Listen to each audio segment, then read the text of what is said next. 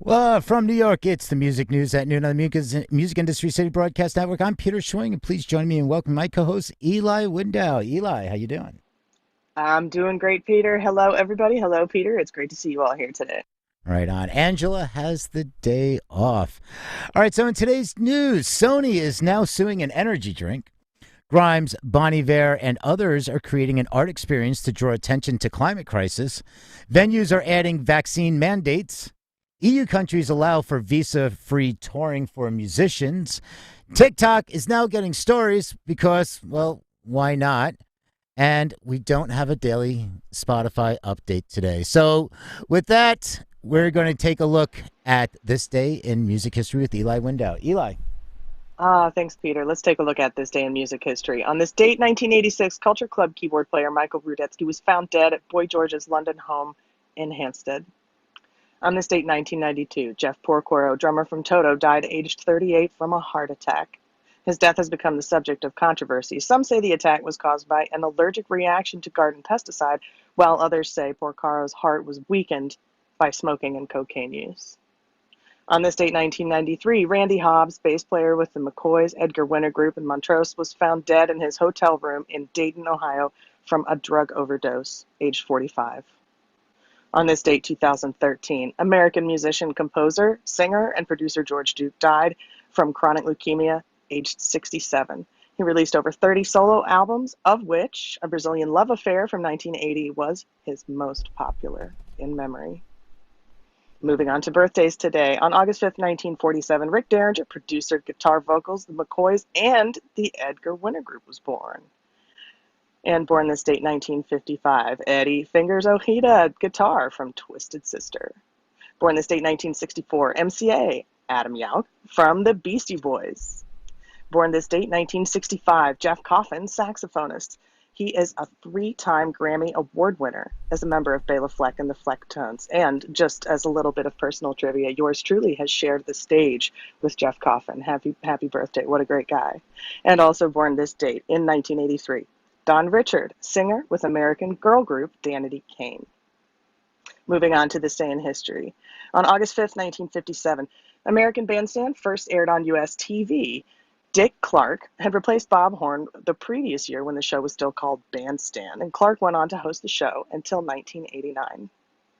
On August 5th, 1975, drummer Sandy West and guitarist Joan Jett formed the first ever all-female heavy rock band, the Runaways, after being introduced by producer Kim Fowley.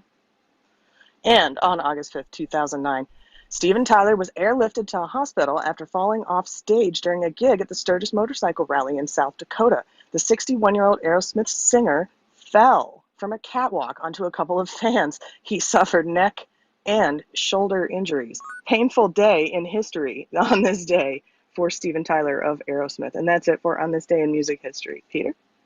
All right, thanks for that. All right, to set the stage for a conversation, we bring you summaries and commentary on the latest headlines. If you'd like to offer your thoughts on one of today's topics, request to join the stage during the roundtable segment. I'd also like to say hi to everybody viewing our show on the live stream. How you doing? And to stay up to date on this and other programming, make sure to sign up for free at musicindustrycity.com for more news and conversations. Now let's get to it.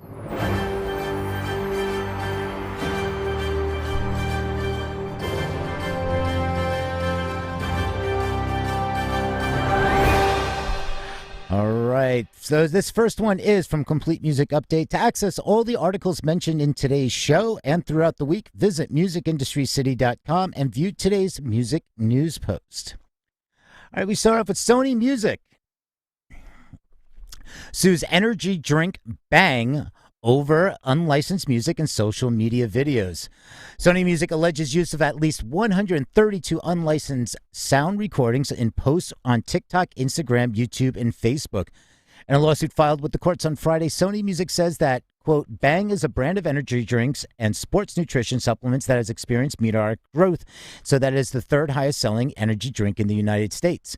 It goes on and says that the explosive growth has been amplified by its use of social media and on TikTok, Instagram, YouTube, and Facebook apps relating websites to increase Bang's reach, brand value, and sales. The social media activity involves regularly posting videos displaying Bang Energy products, including its drinks and everything. And what do these videos contains? And they say the defendants' videos are choreographed to famous copyrighted sound recordings and musical compositions. The Bang defendants brag loudly about the billions of views that their videos have received, the lawsuit continues, but have been silent since Sony Music demanded an explanation for the unauthorized use of at least 132 copyrighted sound recordings owned exclusively licensed by Sony in no less than 209 videos posted on the social media accounts. Social media informed the Bang defendants during a telephone call and then sent a letter again in April. And in response, the Bang defendants meekly stated that its legal department did not agree with Sony Music's contentions of infringement, but failed to provide any basis for disagreement. Despite being provided with a detailed list of infringing posts, the Bang defendants nonetheless continued to use Sony Music's copyrighted musical work in their videos as well as make new infringing ones. This is interesting because we saw Gymshark was using the excuse. This is something, Gymshark, we talked about it a while ago, saying Sony's going after them. I mean, we've seen labels go after the Peloton last year or even 2 years ago. But like Gymshark was saying that influencers were the ones creating the content, not them. And this is a similar area. So they're saying that it's the content creators, quote, influencers, that are doing this. So I look at this as, well, I mean, we don't know all the details, but if Bang hires an influencer for product placement or some kind of video content, whatever it is, and suggests, hey, here's a song that goes along with our brand, use this song, who does it fall under? Is it that Bang or is that the content creator? I mean, the influencer could, if this is something that's going on, which we don't really know, but it could very well be if like they're saying they're repeating infringing videos and the songs that they're using. So if that's going on, well, I'm not saying to do this, but if the labels went up to and started suing the influencers, because influencers are to be held accountable, as we saw with the Fire Festival years ago, that influencers were held accountable for what they were paid to promote and market. So now, is this something that if the labels go after the influencers are going to start changing their tone too, and the kind of contracting and agreements with the brand saying, no, listen, if you tell us to use a song, that's on you. That's not on us. You need to get the clearance. So this is going to be something interesting here. All right, let's talk about some art and using music for good. And that is going to be that Grimes, Bon Iver, and other musicians are creating immersive art experiences to draw attention to the climate crisis. Next month, Bon Iver, Grimes in 1975, and others will try their hands in the art in the name of raising awareness around climate crisis. Each act will lend their vision to separate immersive multimedia experiences on September 9th in Brooklyn at an Undercurrent event. They're going to be, each of the event's 11 installations will be developed in collaboration with one of the 3 environmentally focused nonprofits, Kiss the Ground, Ocean Conservancy, and Global Forest Generation. They're going to say a portion of the ticket sales will be donated to the organizations, but a spokesperson for Undercurrent didn't specify how much. The event's organizers will also set up education modules dedicated to each of the 3 nonprofits. Most of the details, what will be there, have yet to be made public, but Grimes has stated why she signed on is, if we don't protect the environment, the future of consciousness will be artificial, not biological. Would mental health and wellness even be relevant in a world where emotions aren't an evolutionary advantage? And that's she's going to talk about in her AI meditations project. Tickets are on sale now, and they're $45. All right, let's move over to some COVID, some live music. We have, there's a few here. They're kind of quick, but very important. So what we're looking at is, this is from Hypebot. More venues are adding vaccine and mask mandates. Will they hurt or help the return of live music is the question. In recent days, new laws requiring proof of vaccination, a recent COVID-19 test, and masking before entering a club or event have grown tremendously.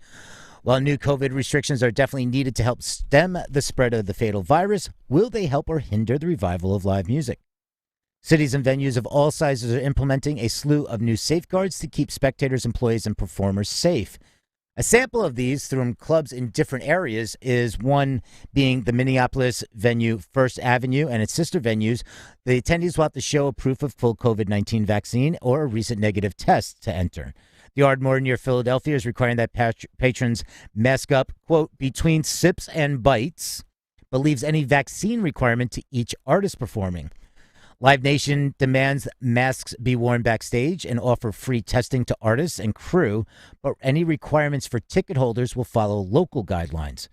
The city winery chain you'll need to provide proof of vaccination or show a negative COVID test within 72 hours to enter. And also, Mayor de Blasio just recently announced a new proof of vaccination requirement for most indoor events in New York City, including clubs, concerts, restaurants, movies, plays, and gyms starting August 16th. One of the issues here is how to handle ticket refunds for those that test positive or can't verify that they've been vaccinated. And this has been, an issue that goes back to last year when all these cancellations happened, or what they called rescheduled, and how to refund. But, these are the things that right now, and it's for smaller venues especially, let's use a venue like a small 150 cap venue. And 150 tickets are sold. 50 people contracted Delta, or they can't prove that they got vaccinated, and that's a third. And that's the day of, and a third of the people are asking for ticket refunds. Well, we know that venues really need to be at 75% cap to be profitable or break even at least. So now you have 50 people, a third of the attendees saying, "I want my money back." How that's a big hit. And it's variable. This is kind of like stock market. It's variable. You don't know. You sell 150 tickets. I mean, you'll have to do oversells, of course, but, you sell 150 tickets, you expect $150, whatever the price, sorry, not $150, but you expect the fees from a revenue from 150 tickets. But then at the day of the venue, you have to give a third of that back. And also then they lose out on alcohol sales, food and beverage, all the extras, merchandise. So this is definitely a hot topic, and I coming to you from New York, I do just want to say, for anybody who is heading into the city this weekend, in some venues in the 5 boroughs, these mandates are already kind of being enforced in certain venues. And so if you are in the New York area and you are headed into the city this weekend, you do want to be conscious of the fact that in some venues these mandates are already in place, and you just may want to call ahead and see what the requirements are. And in terms of ticket sales, definitely check the fine print on your ticket as you attend events. I know a lot of us are anxious to return to events, so check the fine print on your ticket. And let's just say this: everybody stay safe, stay healthy. Let's get back to live music safely here. Yeah, I mean, even in LA, there's restaurants. We just heard that restaurants are requiring people to mask up before they enter. And we don't want to go back into another full lockdown, so let's stay safe. So let's continue talking about Chicago and Lollapalooza. And this one is from Digital Music News. And the reason I'm bringing this to the attention is the writing of this article. And, we cover a lot from Digital Music News. And, sometimes some things need to be called out on, or just kind of put in check, or just for people to understand what they are reading and hearing. So the article headline is, Chicago health officials says Lollapalooza isn't the reason for surging COVID cases. And if you want to go dive into this article, you can go to musicindustrycity.com. You'll see the music news at noon, latest post with today's date, and you can follow along with those headlines.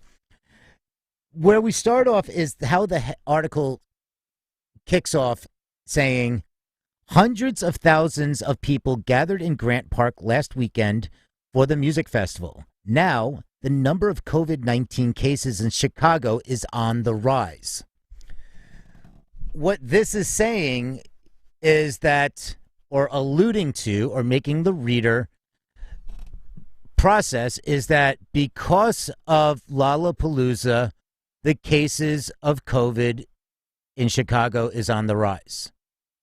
And that's where they, the one thing about this article is they do get the other side of the story, but the writer leads you into this, and this is what we want to be careful of, is now you're thinking, well, oh, Lollapalooza is the cause for the rise in COVID-19 cases. No, it's been on the rise. So I want to make sure that, the correlations of these types of writing styles, just make sure to dig in deeper and really think about, see what's said. So Dr. Allison Arade, the director of the Chicago Public Health Department, says it's clearly on the rise, but not because of the result of Lollapalooza. To be very clear about it, we're on the rise because the surge we were expecting is coming. Chicago is currently recording around 234 cases per day based on a moving 7-day average. The number of cases in Chicago has increased 40% over the last week.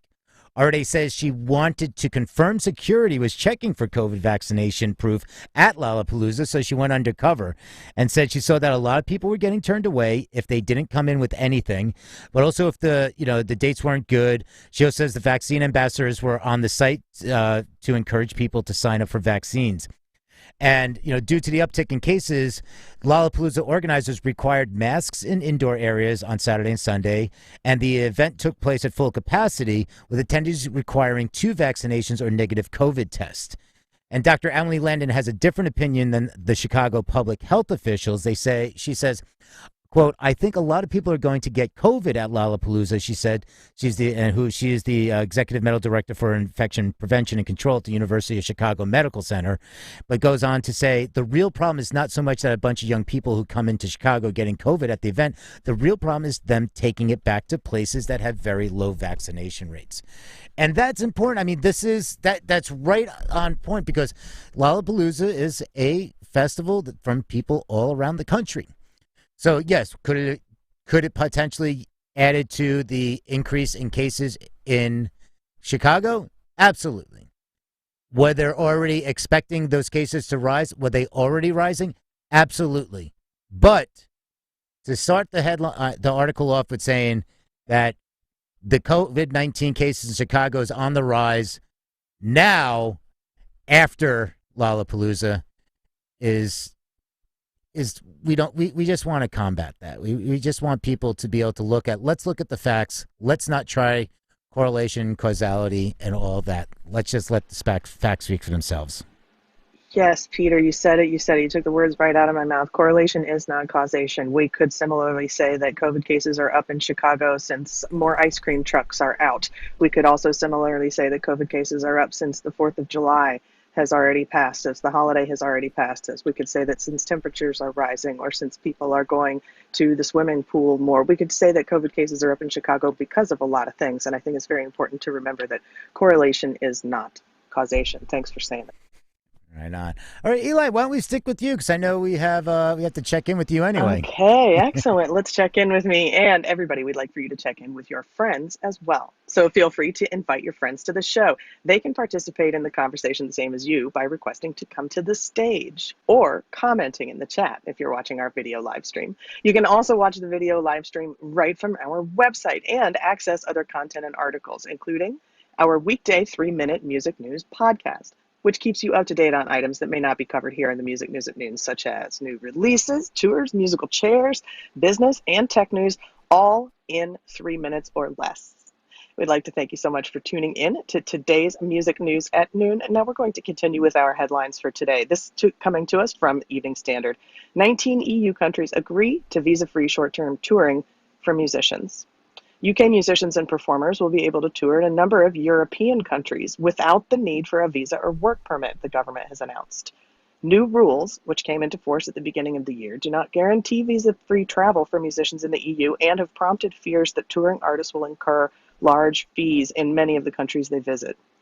However, the Department for Digital Culture, Media and Sport said they have negotiated with 19 EU member state countries to allow British musicians and performers to conduct short tours visa-free. The government said talks are ongoing with the remaining EU member state countries that currently aren't allowing this to happen, including Spain, Portugal, and Greece, to align their arrangements with the UK's, which allows touring performers and support staff to visit for up to 3 months without a visa.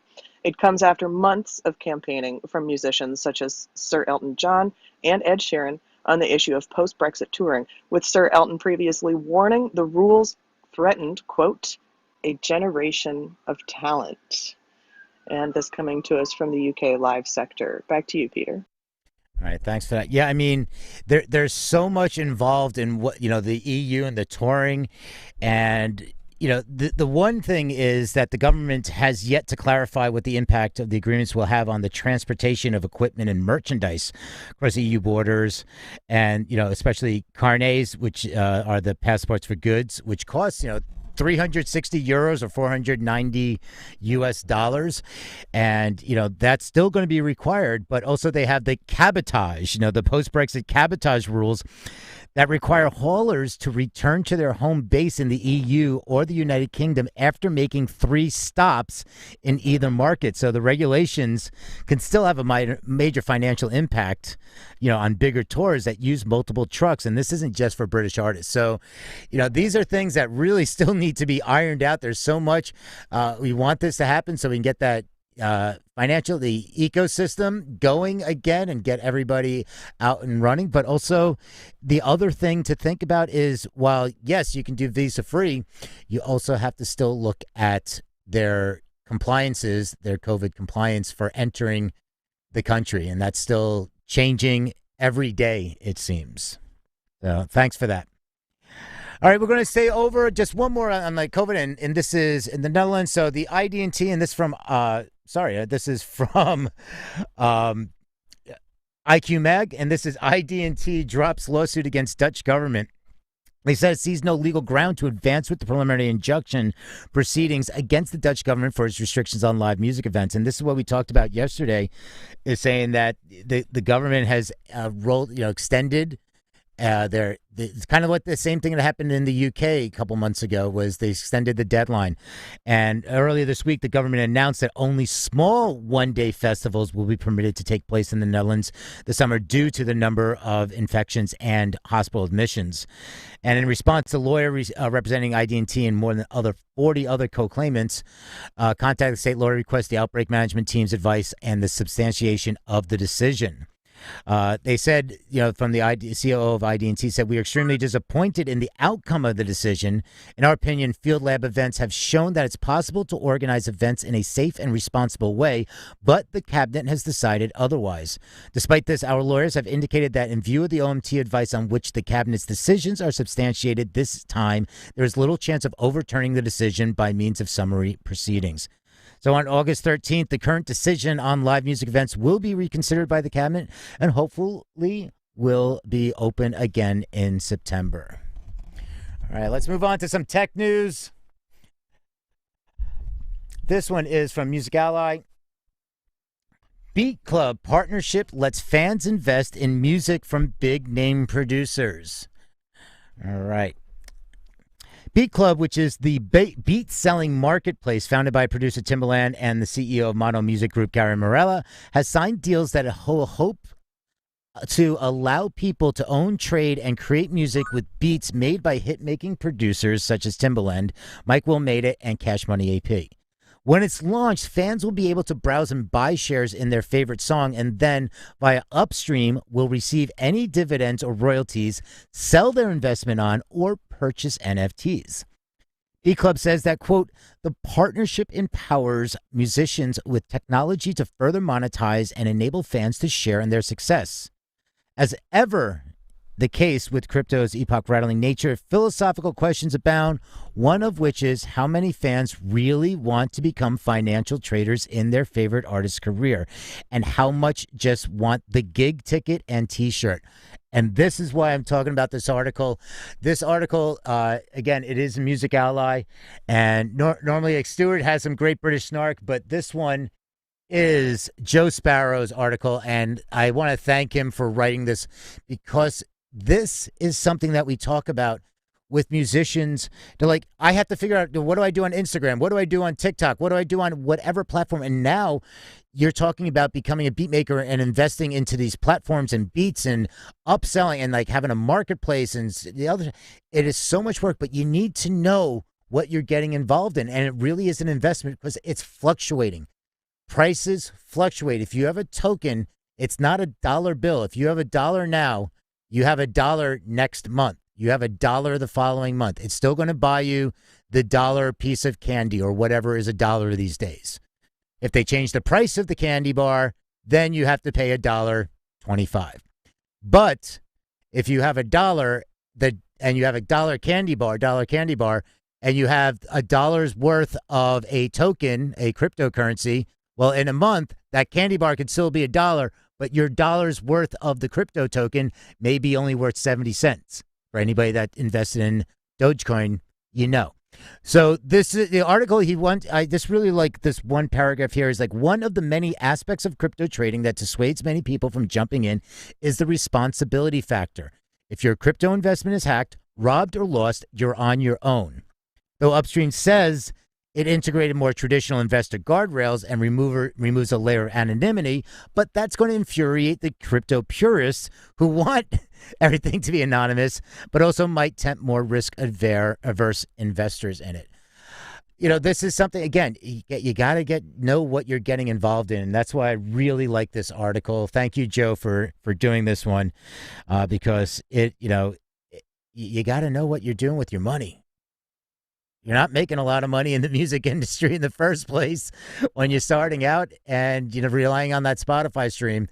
Well, when you get that check, you got to know what you're getting and what you're going to be spending it on. So research, invest wisely. All right, a little more on tech. We just have a couple more left. This one is from Gizmodo. TikTok, the only social media platform without stories. Well, it's getting stories. And the author of this one, Brianna Provenzano, I'm going to read this verbatim because I love this intro paragraph she wrote. As sure as the sun rises in the east and sets in the west, so too is it all but guaranteed in 2021 that social media platforms will eventually test some ill-fated version of Instagram stories in their feeds. And as of Wednesday, TikTok is no longer the exception. The platform is reportedly experimenting with a new stories feature. And this rumor was first reported by Geek Out founder Matt Navarra, and a TikTok spokesperson has since confirmed its veracity to The Verge. The new edition will be just like the features you've come to know with Facebook Stories, Pinterest Story Pins, LinkedIn Stories again, and Twitter, and which is the recently canned Fleets. And I also want to point out, I did not know as of this morning that Fleets, they shut it down. And so we had to look this one up.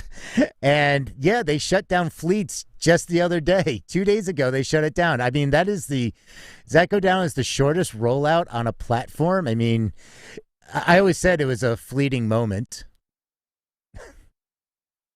Thank you. I'll be here all day. Anyway, so according to the Screengrams by Navarro, TikTok's latest feature will also be called Stories, of course, which will be a newly added slide over sidebar, which will be able to access a carousel of content from the account you follow before it vanishes forever.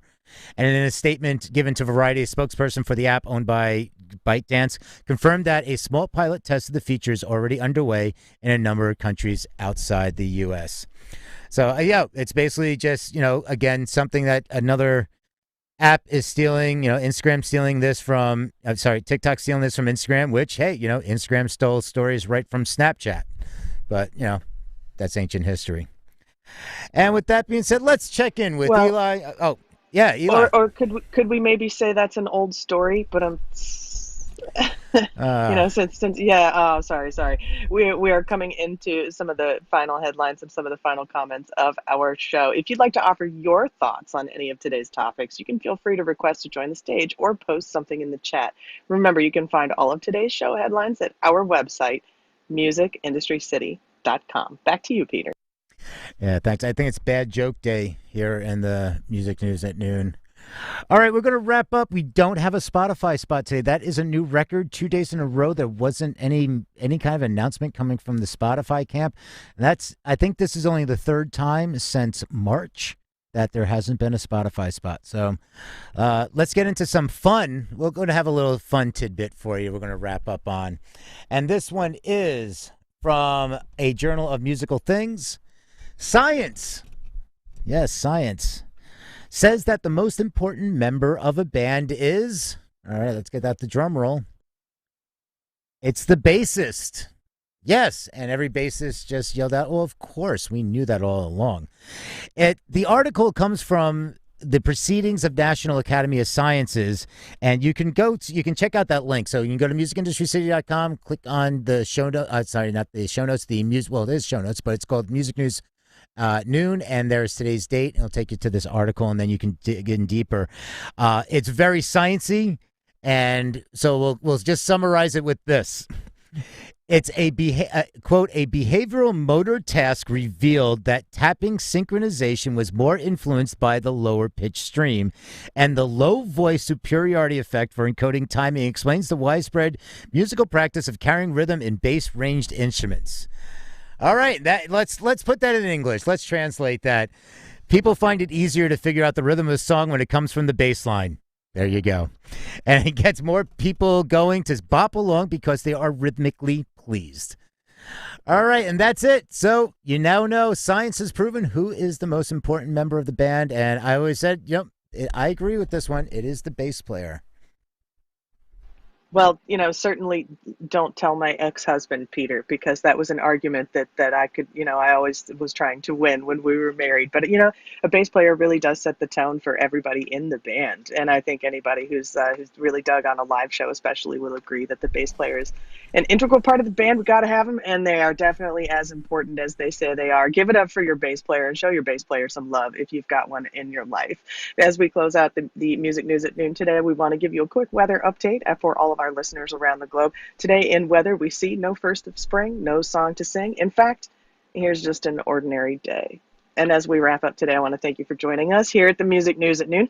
We hope you'll join us here each and every weekday at 12 p.m. Eastern. You can visit our website to stay up to date on all the current happenings in the music industry, join the community, and access other amazing resources at musicindustrycity.com. My name is Eli Window, and on behalf of all of us here at Music Industry City, I want to say thank you so much for being part of today's broadcast. And now, over to you, Peter. All right, some final thoughts. And if anybody had something that they'd like to chime in about on any of the reads, I'm going to put 2 minutes on the clock, and you can request to join the stage and join in the conversation. Let us know what any of your thoughts are. And with that, I'm going to go back to this crypto. I'm going to go back to blockchain. I'm going to go back to NFTs. It's fantastic, but really learn what you're getting into. I do see that Mike has joined the stage. Hey, Mike, how you doing? Hey, good, thanks. You probably covered this the other day, and maybe there was discussion about it, but I wanted to chime in case there wasn't. The Spotify's testing out a new pricing tier at 99 cents a month, where I believe you get some ads. Have you guys covered that, and are you familiar with it? Yes, that was 2 days ago. Yeah, that was the last Spotify spot that we had. We can. Yeah, let me pull this back up here. So for anybody that it's interesting because it ties in with what these other Mike, let me just mute your mic if you're opening something there. All right. What we have is that all these different companies are trying to find a lower tier to get more people signed up and it's a revenue generator. And with that, it's YouTube has their Premier Lite now, the Premium Lite, which lets you skip, you can bypass the advertisements, but you can't get the extra features of the $9.99 tier.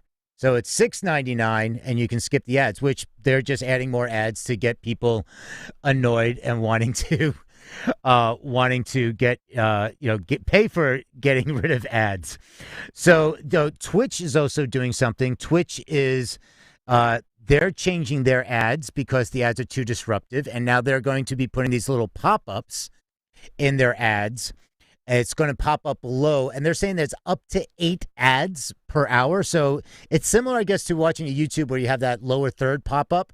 But now, I mean, this is such an interruption economy. We've been like this forever, and it's just I just out of control. It's it's not like billboards when you're walking down the street and it's like, oh, there's a billboard and you can continue walking and you see it and you get that.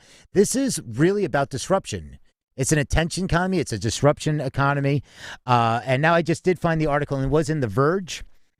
And so the streaming service, what it does is it combines some of the elements of its free and premium tier. So it will still feature ads like the free tier, but it doesn't impose any limits on the number of tracks you can skip per hour. And users are also free to pick which specific songs they want to listen to, rather than mostly being limited to shuffling with albums and playlists. So this one, and they were saying it's been advertised at 99 cents a month, but also understand that Spotify tests these out in different markets, and they kind of randomly, arbitrarily throw out a price point to see, test it out to see. So, Mike, that's along the lines, that's what you were talking about, right?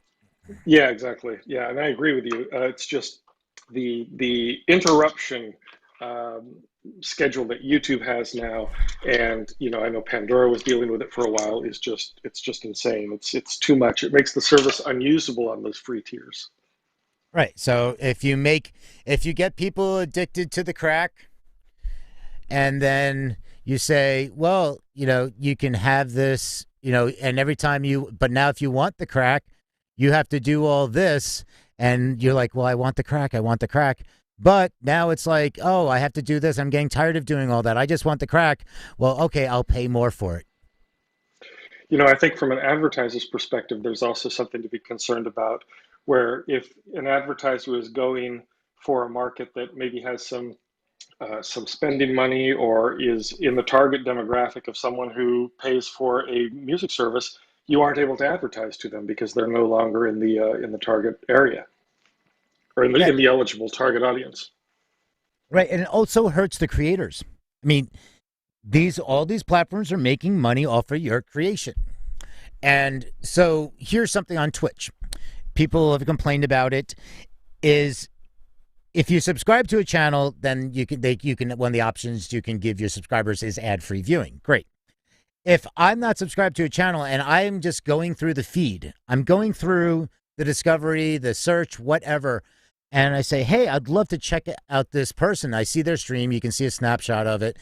I want to check that out. This seems interesting. I am forced to watch a 15 or 30-second ad before I can even get a glimpse into seeing what this person is all about. So if I get there and I can make my decision in 10 seconds if I want to stick around. But every time I want to try out discovering a new Twitch streamer, I'm subjected to a 15 or 30-second ad. Well, that hurts creators. That's with YouTube. When YouTube added even if you weren't a YouTube partner and you couldn't monetize on the channel, they started adding ads. Now they were adding extra ads, so you don't know when. And the creators you can do mid-rolls, you can do insertional ads.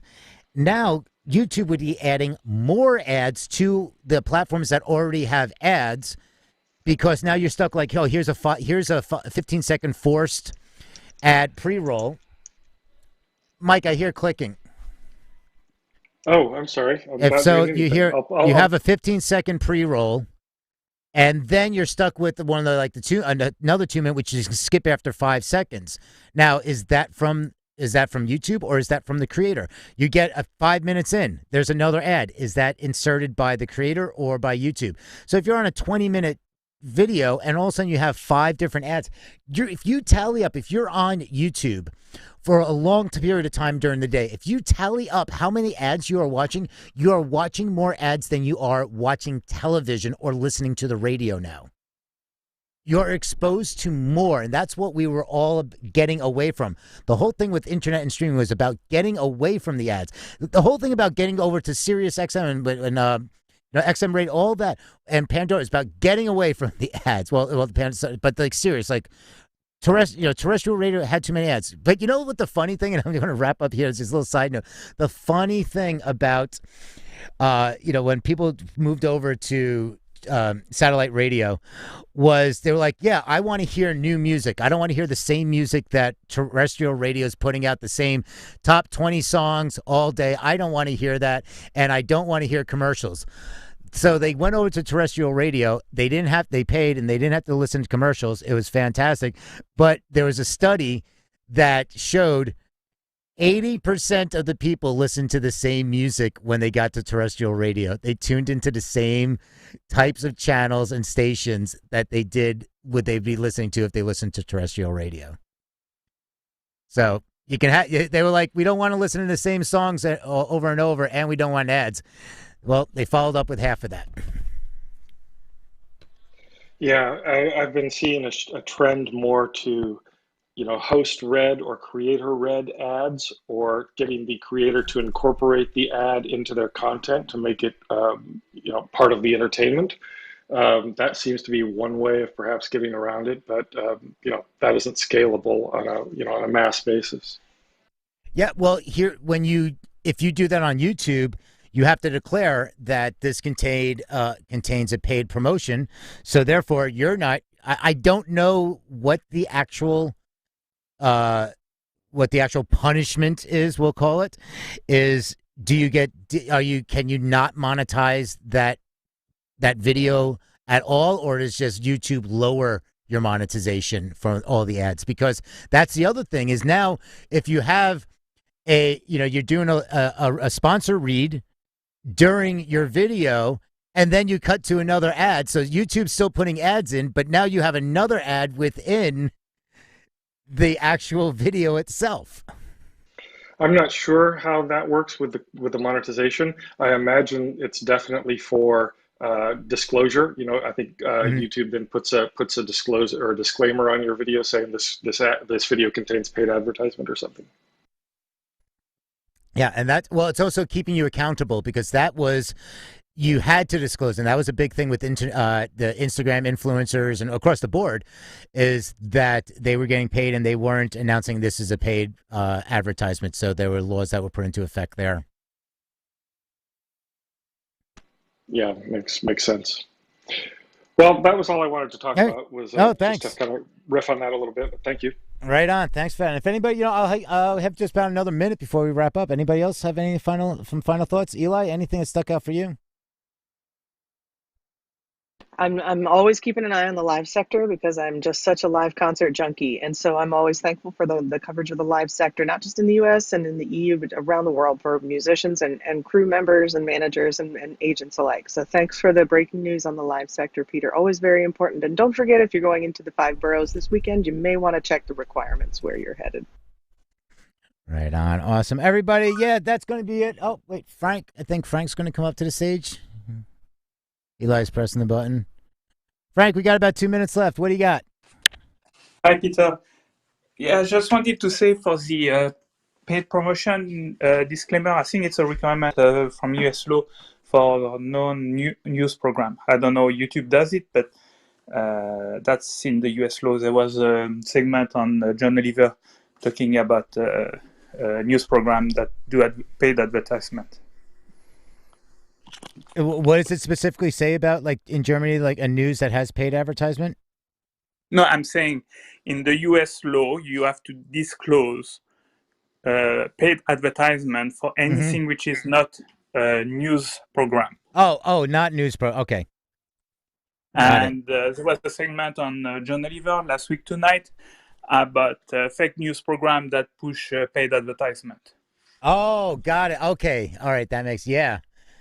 So, yeah, I mean, this goes back to, the news. I mean, we could have a whole different discussion on this, but like the news biased media that, it's like the biased media or something like that, where they, you look at it, it's like in the U.S., the government originally said you can have the airwaves and you just have to, if somebody's unmuted, just mute yourself, please. And if in the U.S., the government said you can have the airwaves to broadcast all this, but you must dedicate 1 hour of every day to something news and informative to the public. That's our deal with everyone. Okay, we'll give you the airwaves, but you have to give us 1 hour a day of news. Well, what they didn't put into that clause was the news should not be allowed to have any advertisers on it. It should be completely fair, completely balanced. And it should be free of any influence and also be able to support itself without having to sell advertising for the financial gain of the broadcast. It should not be influenced. It should not be coerced. and it should not be under the threat and concerns that if their reporting is not up to a particular company's liking, the sponsor will leave and they have to abide by the sponsors and by the dollar. If that clause was put in saying there's no money to be pushed into a news organization on the airwaves, we would see a completely different media, a completely different outcome of what has happened in years, and we would see a different type of response to the media and broadcasting and journalism. And that's one to think about. Yeah. I have the feeling that they do that because, you have to disclose when you have a paid program. From what I saw from the report, they do the news, but then they switch to the non-news segment, but you don't know when they switched it. Yeah. And, so they are playing with the, with the law and the disclosure. I'll send you on the chat I'll try to find out the John Oliver stuff that was relatively recent.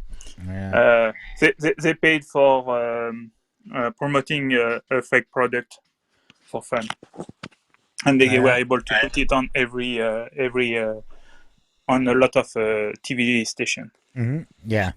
All right. Well, thanks for bringing it. Yeah, we could go on this topic for a while too, but we are going to wrap up. Thank you for that, Frank. Thanks, Mike. Thanks for everybody tuning in and has joined us and for tuning every day. We don't do the news tomorrow, but we do still have the artist shout out room at 11 a.m. Eastern tomorrow in the Good Day Music World room. And that is where you get to recommend artists for our monthly playlist. And you can find those monthly playlists. We have them on Spotify, Music Industry City, or you can go to musicindustrycity.com and you can check out the Music Hall. The Music Hall is our music discovery platform on musicindustrycity.com. So to access that, make sure you just check in and go to the Music Hall.